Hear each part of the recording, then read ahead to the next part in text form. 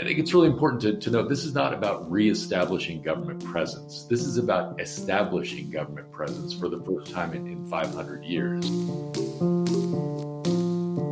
Are you a drug trafficker or are you an insurgent? Because if you're an insurgent, I can't use these bullets against you. But if you're a drug trafficker, I can.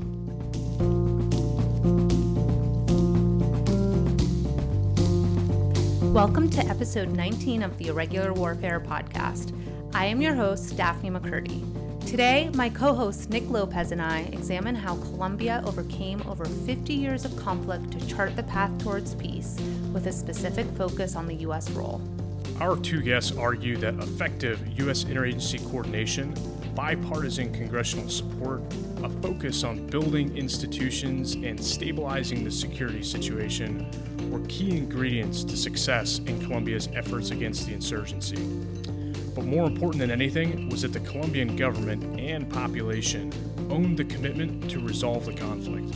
Kevin Whitaker served as U.S. Ambassador to Colombia from May 2014 to August 2019, the longest-serving ambassador to that country in a century.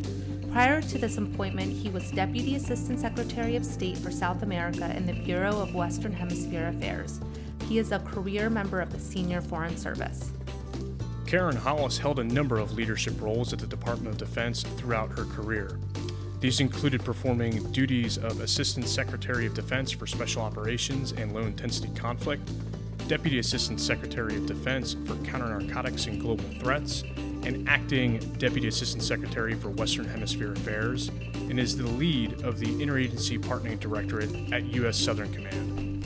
This podcast is a joint production of the Princeton Empirical Studies of Conflict Project and the Modern War Institute at West Point, dedicated to bridging the gap between scholars and practitioners to support the community of irregular warfare professionals. Here is our conversation with Kevin Whitaker and Karen Hollis. Kevin and Karen, welcome to the Irregular Warfare podcast, and thank you so much for joining us today. It's a pleasure. Glad to be here. So for those that are interested in issues related to conflict, Colombia is a really interesting case study. Colombia was on the verge of becoming a failed state nearly 20 years ago. The Marxist-Leninist group, the Revolutionary Armed Forces of Colombia, known as the FARC, was waging an insurgency against the government and held significant territory. Other guerrilla and paramilitary groups were wreaking daily havoc on the citizens across the country, and narco-trafficking was booming. But today, after the peace deal was signed in 2016, which ended over 50 years of conflict, Colombia is considered, for the most part, a success story. And the U.S. certainly played an important role in that, especially through Plan Colombia. Kevin, I'd like to start with you. You were ambassador to Colombia in the lead up and in the aftermath of the peace deal. Could you just set the scene for us about the peace negotiations process and particularly the U.S. role in it? Much as you say, Daphne, we had a situation by the late 1990s where Colombia was on the verge of becoming a failed state. Thanks really to Colombian effort, supported and augmented by the United States. But during the period 1999 to 2010, we provided something like $10 billion in assistance.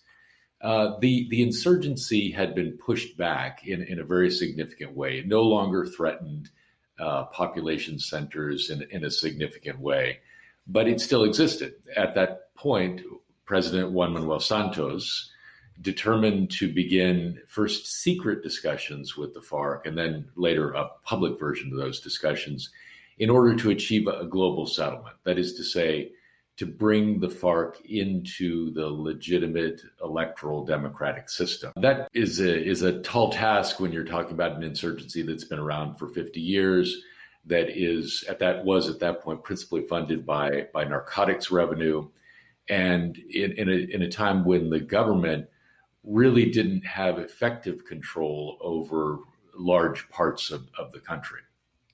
Karen, you've worked on Colombia from a functional perspective, both on the counter-narcotics issue as well as the counterinsurgency issue. What would you say makes Colombia relevant for those who are studying irregular warfare more broadly? Well, the background on this is that Colombia is a partner. Colombia is an implementer. It's about the Colombians.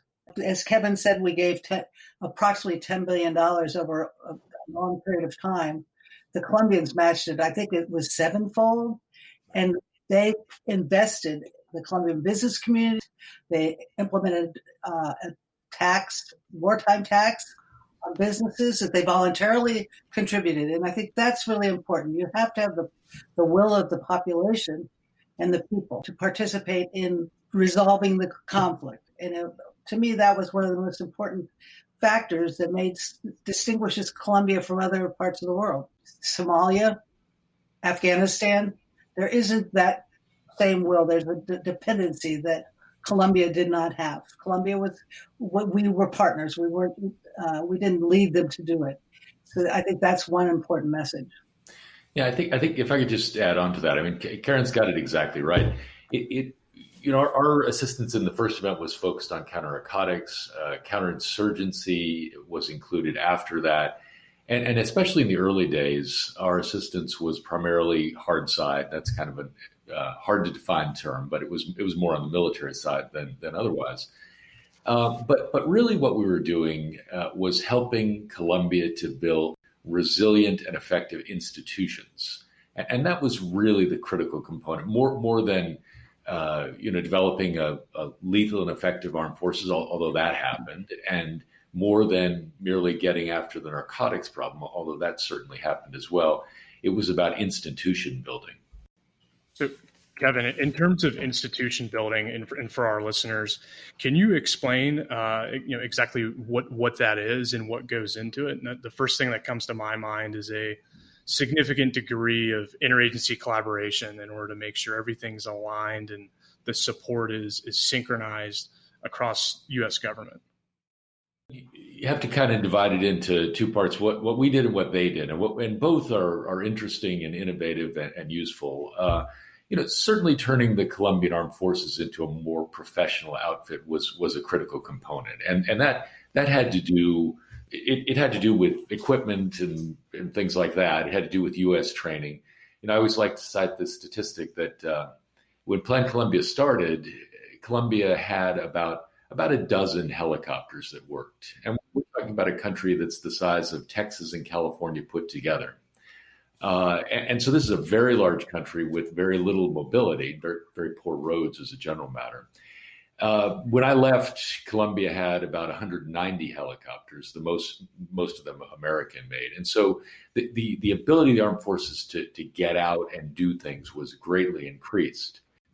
What we struggled with, and we continue to struggle with in Colombia, is the ability to bring the other components of government to areas which had traditionally been excluded from government control.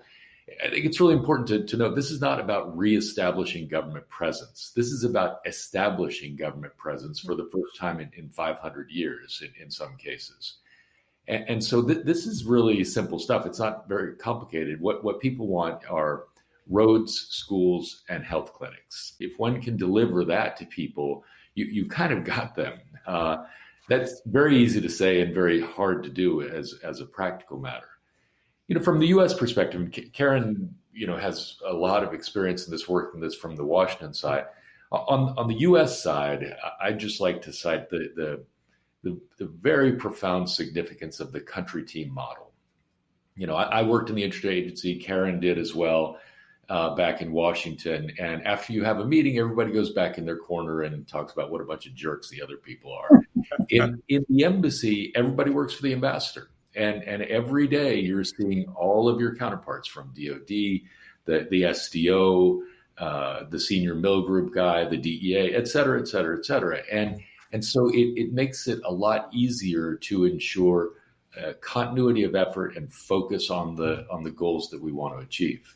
You brought up something that made me think of Karen's background in particular, working at Southcom as the partner director for a couple of years and basically starting an interagency group to work within the Department of Defense, specifically U.S. Southern Command. Karen, can you talk to us a little bit about the challenges you encountered in starting that department and sort of getting away from that jerk mentality that Kevin mentioned?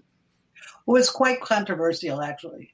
It was not easily accepted because in the normal context, the State Department has the lead on most of our foreign outreach. with defense and support. When Admiral James Stavridis took over Southern Command, he asked me to come down there with him and to help set up and establish an interagency collaborative mechanism for implementing projects and activities in the hemisphere. It was well received by many, State Department especially. They put in like 12 junior officers within Southern Command to help assist with this and also to spy on us. We had people from AID, people from Justice, people from FBI. I went all over town here in Washington, calling on chits, trying to get people to come down to Southcom so that we could organize and implement activities in support of the country teams throughout the hemisphere. It had its ups and downs, but we did have a pretty successful go. It started out with about 9 people, and when I left 2 years later, there were 52 people in the directorate that came from all over the government. Karen, I'm curious, did this interagency coordination lead to better integration and outcomes on the ground?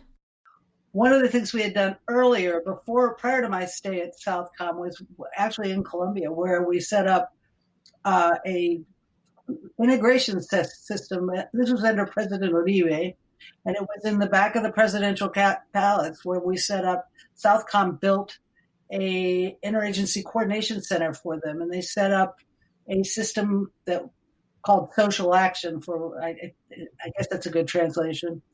And what that was trying to get them to have their social services and the military services, legal services, all together in one place to talk to one another. It was somewhat successful. We tried to do that. You talk about Project Omega, Task Force Omega. We up in the Macarena, we built another fusion center for them so that they could get the services out to the countryside. Working with SCRS, Stabilization and Reconstruction at State, and DOD, we tried to organize to get people to talk to one another. The problem was, as Kevin says, you go up into the MAC and the Macarena, there's nothing up there. And it was very difficult and challenging to get anyone from the Colombian side, the civilian sector, to go into these zones to try and implement these programs. Yeah. Yeah, I mean, that point is so important. And the Acción Social, the social action, and what they called the effort in Meta Macarena was the consolidación. And it was just a whole of government effort. I'm just briefly stated. It was about putting the national government, putting pressure on the health ministry and the education ministry and others to have a presence out in these areas. And there were 2 big problems that continued to come up. One was it's dangerous out there. And even if you had a permanent and rather large military presence, there would continue to be security challenges. Secondly, none of these government agencies saw it as their principal mission to engage in these activities. And if you look at it from their perspective, it actually makes perfect sense. Your goal as health minister is to deliver the best possible health to 100% of the population, and you're being asked to devote disproportionate resources to a place where 0.2% of the population lives. And the problem is, of course, that part of the country spins off problems which affect the whole nation. But if you're not providing health care to 90 or 95 or 97% of the population, then you're viewed as a failure. So I wanted to pick up on this issue of security. If it's difficult for Colombians to access some of these areas, then it's even more difficult for Americans who are working there too. And Kevin, I know that as ambassador, you got to some places that were neglected and often not visited by previous ambassadors as the violence waned. And I just wondered if you could talk a bit about how that allowed you to do your job more effectively and whether there are some broader takeaways as we hopefully shift away from bunker diplomacy that's been, I think, an acute challenge, particularly in the wake of Benghazi. It's true. I was able to go to places where ambassadors hadn't gone for 30 years. One of the things that we were able to do while I was in Colombia is I actually drove from Medellin to Bogota. Wow. which is pretty cool. It was fun. And, it's as the crow flies, probably 120 miles. It takes, because of mountains and bad roads and whatnot, it takes really 2 days to get it done. But it would have been impossible before because of security concerns. It's not that I'm a particularly courageous guy or that we, laid on a huge military presence in order to accompany me. It's that the situation in the countryside had changed. And so my travels out there, I hoped, sent a signal about the changing nature of security in the Colombian countryside. And I think that was the import of it. I think it's also very important for senior American leaders, including the ambassador, to go out to places where there are problems. And we had plenty of that as well. So on this point of problem areas, this brings up the issue of how we as the U.S. government, but then also the host nation, determine where we're going to provide assistance and which areas we consider to be strategic. There's always this tension between picking the areas that are unstable and that are exacerbating violence in the rest of the country, and then trying to find the areas where the security situation is stable enough where you can actually do good work. And so you touched on this briefly, but I wondered if you could just expand on this point and how you balance that tension between finding the places where the operating environment was conducive to programming and yet problematic enough that it still required attention from both the host government and U.S. policymakers. Yeah, those are actually really central questions. So for context, in the peace accord, one of the things that the Colombian government was required to do is provide solutions to rural areas that had been ignored, where they were affected by the insurgency, by the coca economy, and by a lack of government attention. The government determined that in order for them to live up to the spirit of the accord, they needed to attempt to do everything, everywhere, all at once. And this is another. I said Texas and California put together. Another way of thinking about this is Colombia consists of about 1,100 municipalities. Municipalities, think of them like counties. And the most conflictive municipalities that had coca or FARC or some combination of nastiness, probably 200 of them. So 200 municipalities were where this was going on. And so what the Santos administration did, understand, I don't intend for this to be interpreted as a criticism, because I feel like they felt they had an obligation based in the accord to apply resources evenly, equitably all around the country. But as a practical matter, what that meant was, one, the peanut butter doesn't go that far. There's only so much that you can do. And two, there was attention and resources being paid to municipalities that weren't particularly conflictive, that didn't particularly have that level of problems. What our suggestion to them was to focus on 5 specific areas.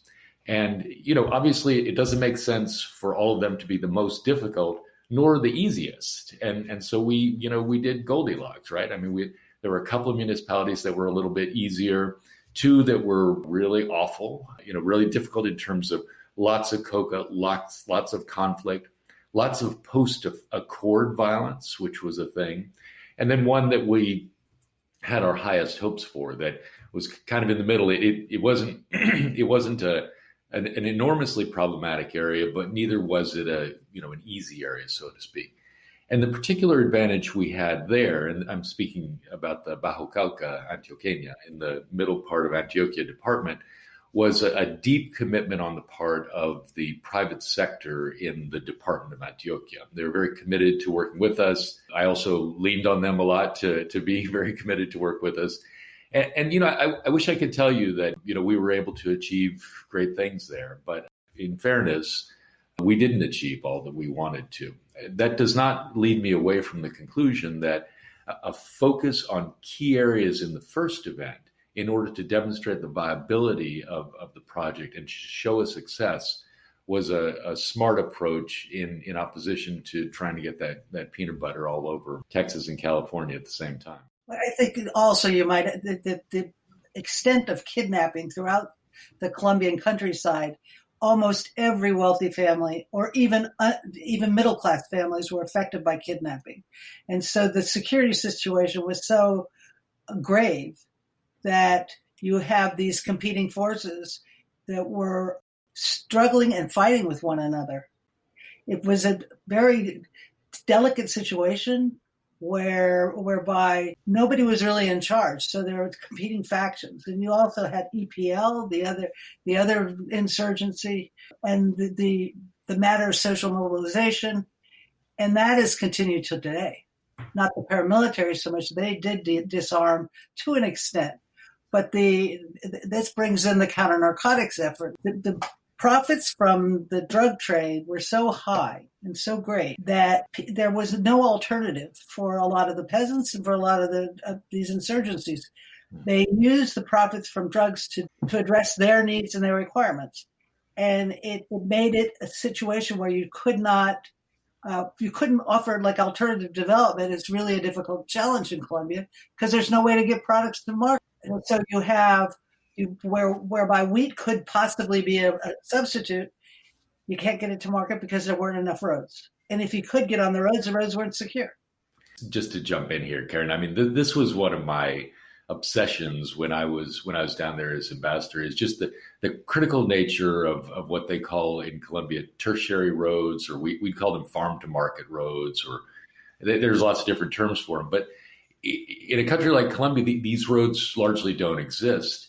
And so what we found was that connectivity, which actually didn't need to, I mean, you didn't need to talk about 100-kilometer road or 1,000-kilometer road. Sure.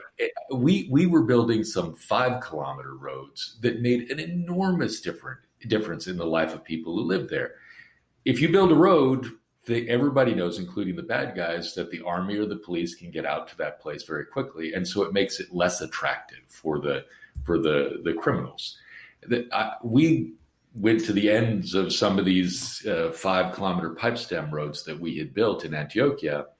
And the local people there told us that as soon as the roads were built, the coca moved away. It was actually like kryptonite for the coca. But it also has the effect from another positive perspective. So you build the road, and that means that your kids can get to school.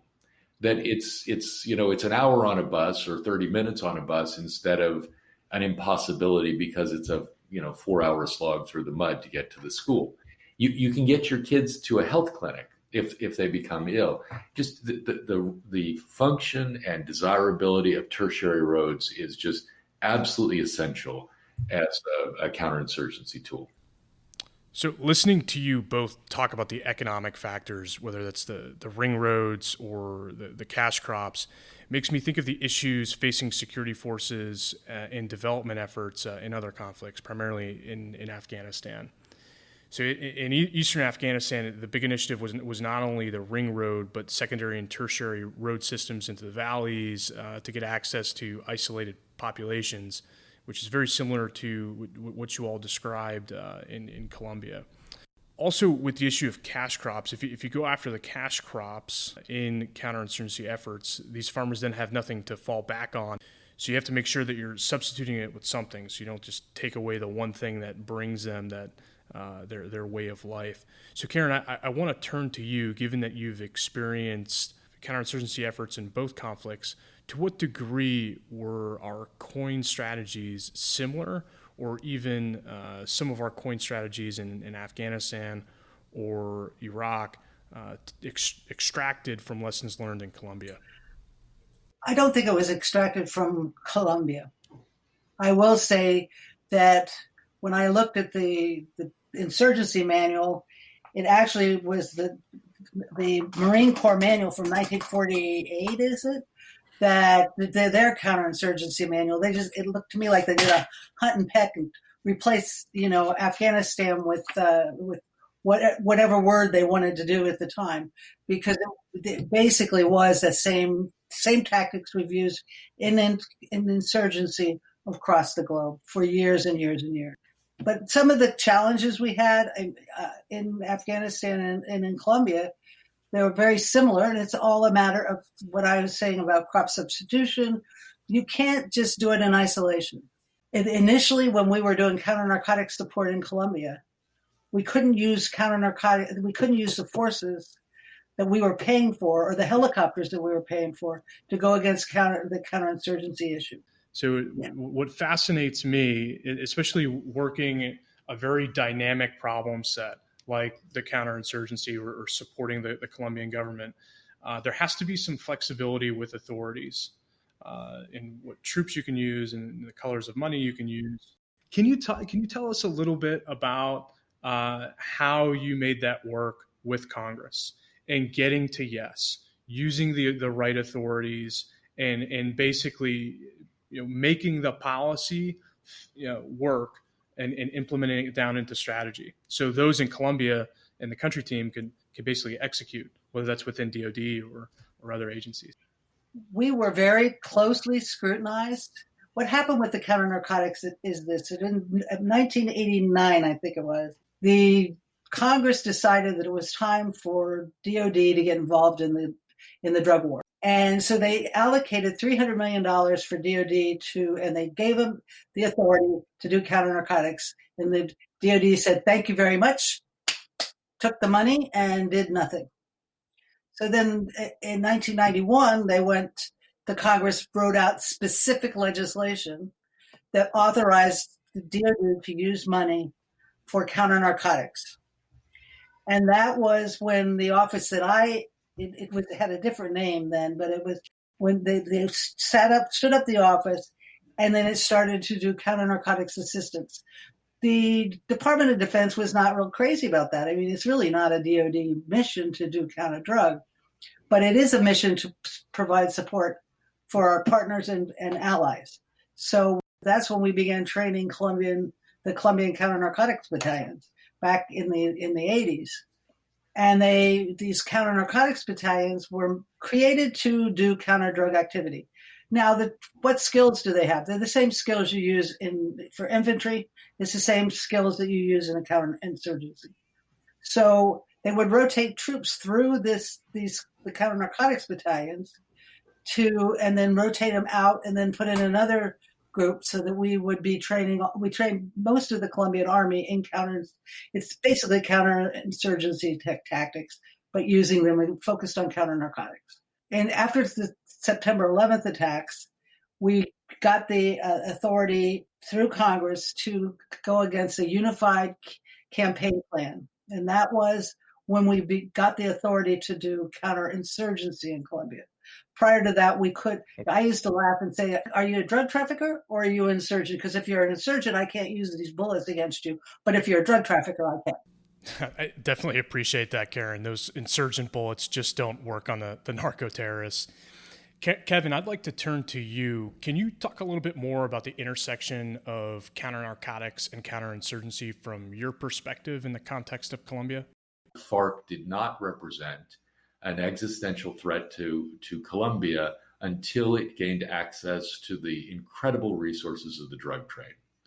And if that component were removed from it, that is to say, if by magic we could pull those resources away from the FARC, it would not represent an existential threat to Colombia. It most likely would be, I don't mean to sound overly flip about this, but 6 dozen knuckleheads in the most remote and distant part of Colombia, which is not a good thing and needs to be addressed at some level, but it's not an existential threat to the elected democratic government of Colombia.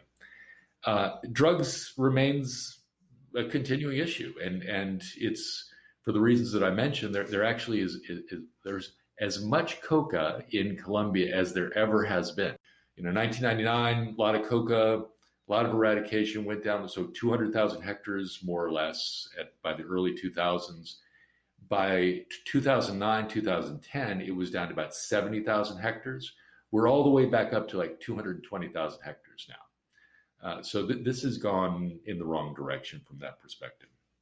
So I'd like to continue with this point because on the one hand, from what you're both saying, the counterinsurgency problem and the counter-narcotics problem are inextricably linked, right?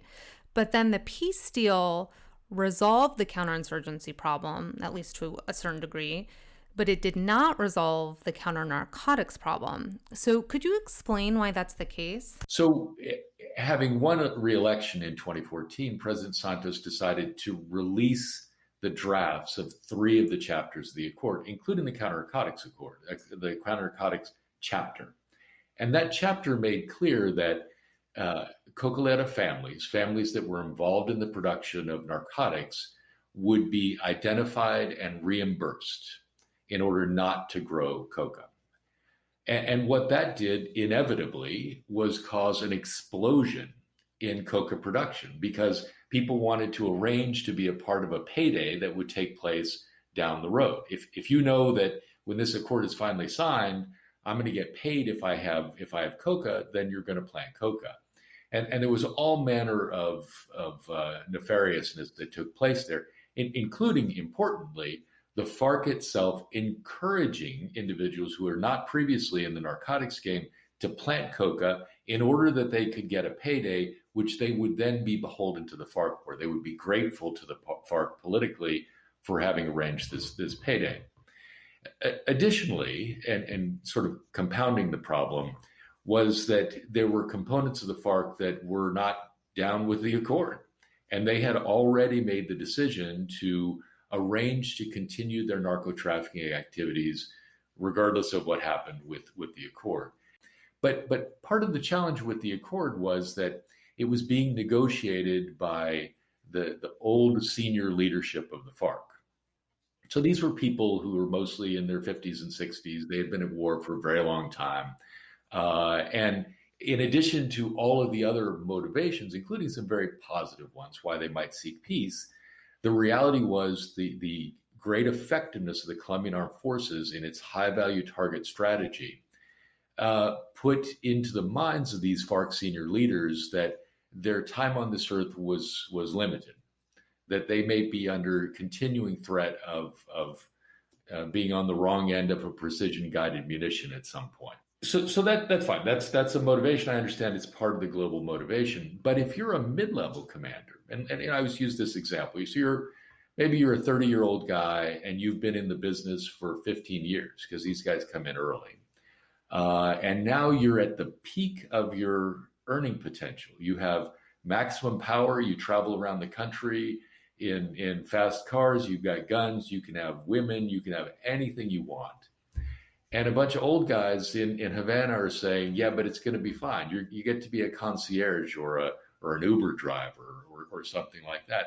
And it simply wasn't an attractive enough package to those individuals. I'm not sure that I have a solution to that, but the reality was that you left people in a position where they actually saw peace not as the greater good, but maintaining the criminal lifestyle that they had been accustomed to and that they had sought for a decade and a half of their lives. So this is really interesting, because there are obviously a lot of motivations for violence, but I guess I sort of assume that the ideological motivations would be the hardest to address. But it sounds like what you're saying actually is that the adventure and prestige aspects of this sort of enterprise are also really attractive and need to be taken into account when trying to disarm militants.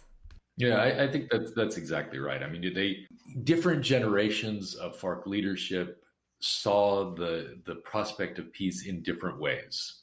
Now, if you want to talk about the rank and file people, I'm confident that a lot of them would have been pleased to get out of this business. They were held under military discipline. In other words, you walk away from a FARC camp, and that's the death penalty would be the solution for that.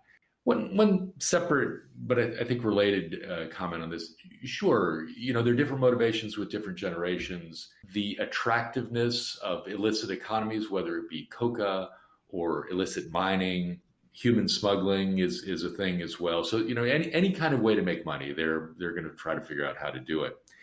What we don't have in Colombia are tribes, and you all had referenced the experience in Afghanistan. It's very interesting how that would affect this equation. But what you do have in Colombia are what they call familias farianas. And so what this is, these are areas of the country where the FARC has been present and really the government in de facto government in these areas. And these people who live in these areas only hear what the FARC tells them. And it's not just the FARC coming in and telling these things. This is generation after generation. It's really 2 or 3 full generations. These areas they solidly believe in the ideology of the FARC, that Colombia is a fundamentally corrupt country, that the oligarchy runs everything, that the imperial U.S. government is really what's behind all of the narrative, the political narrative of the FARC. That is a component which is going to take longer to wash out because it's part of their intellectual formation. So I think we've got time for one more question, and I'd like to close by hearing what you both think are the key takeaways for what made Colombia a success, both from the U.S. perspective, but also from the Colombian government's perspective. You've both talked about the importance of interagency collaboration as one, but what were some of the other key things that stand out? You can't think about the success of Colombia without recognizing that this was all done on a bipartisan basis for 20 years. And dissecting that is hard to do, but I think maybe the most important part of it is how much people were brought in at the beginning. I always used to say you can't throw a rock in Washington without hitting somebody who says they were the father or mother of Plan Colombia. And that's a good thing. That so you have this huge buy-in. Greg Meeks, John Kerry. I've heard it from President-elect Biden on a number of occasions. And so you have people on both sides of the aisle agreeing that this is a positive thing.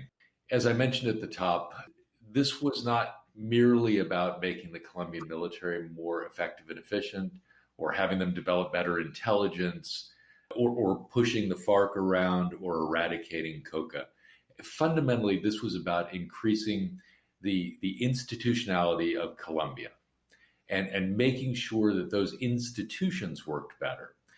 This goes to this question, which I think is a very important one, is the replicability of the Colombian experience, which is a tough one. I mean, my experience is in Colombia, but it does seem to me that the question of human capital and human engagement in Colombia was really unique. You have a lot of very well educated and committed and motivated people who were willing to work towards the goal of a better, more institutional, less corrupt, less violent Colombia. I think you touch on something really important, which is that it requires both the capacity and the will of the host government, right? And oftentimes we're working in contexts in which both are lacking, and we help build the capacity, but it's really hard for us to build the will. So the fact that exists is, I think, a key part of what made this a success. One thing I'll add is just that about the will. I had this long conversation with Sergio Jaramillo one time. When was it that Colombians decided to take back their country? When Colombians go out of the country for education, and they do, they go to universities in the United States and England, Spain, but they all go back. They go back to Colombia. There are expatriates, but for the most part, they go back and they work for their country. And that, I think, is a key difference in the spirit of Colombians, because they fight for their country, but there is a sense of pride and a sense of nationhood that a lot of countries just don't have. Sergio told me that he was in the university and they were told they couldn't go out because of the FARC was going to attack. They all got together and said, "Hell no, we're not doing this. We're going out. We're going to have a life," and they fought back. And I think that is an important factor about how Colombians struggled and decided they were going to take back their country. We provided $10 billion. It's actually north of $11 billion now. But the way that I always said it is that amounts to more or less about 4% of the total investment in Plan Colombia. So one way to look at this is Colombians provided 95% of the money and 100% of the blood. This is their achievement. And it was really a great honor to be by their side for a little part of that. Well, I hate to end the conversation because there's still so much we could talk about and learn from the Colombia example, but thank you so much for both coming on today. And also thank you for injecting such optimism into our podcast series, because we oftentimes end these episodes with only failures and challenges, and to hear from you the amazing relationships that you formed with Colombians during your tenures there is really uplifting. Thank you very much for the opportunity to discuss this important issue with you. It was a great pleasure to be here with you today. Many thanks. Thank you for listening to episode 19 of the Irregular Warfare podcast. We release a new episode every 2 weeks. In our next episode, Kyle and Andy will discuss Australia's approach to irregular warfare with Andy Marr and David Kilcullen. After that, Shauna and Daphne will explore congressional views on irregular warfare. Please be sure to subscribe to the Irregular Warfare podcast so you don't miss an episode. You can also follow and engage with us on Twitter, Facebook, or LinkedIn. One last note, what you hear in this episode are the views of the participants and do not represent those of West Point or any other agency of the U.S. government. Thanks again. We'll see you here next time.